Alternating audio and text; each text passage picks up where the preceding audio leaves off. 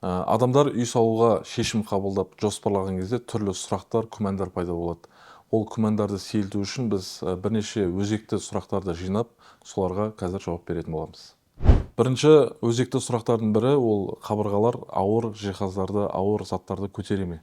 Әрине, финблок технологиясы бойынша соғылған үйлер қабырғалары кез келген нагрузканы көтере алады. Оның ішінде ас үй жиһаздары және ауыр бойлерлер бар. Және де Целсиум зертханасының нәтижесі бойынша бір анкер 610 килограмм жылу күшіне төтеп бере алғаны дәлелденген. Келесі бізге көп қойылатын сұрақтардың бірі қыста жылы болады ма және жазда салқын болады ма деген сұрақ. Финблок қабырғалары 1,5 метрлік кірпіштің қалауын алмастырады.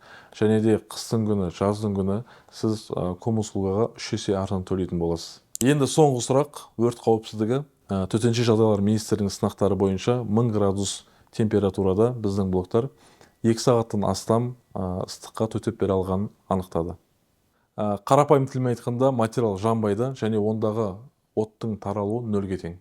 Егер сізде финблок құрылыс технологиясына байланысты сұрақтарыңыз болса, қызығушылық болса, бізге дайректте жазыңыздар, біз сізге жауап беретін боламыз.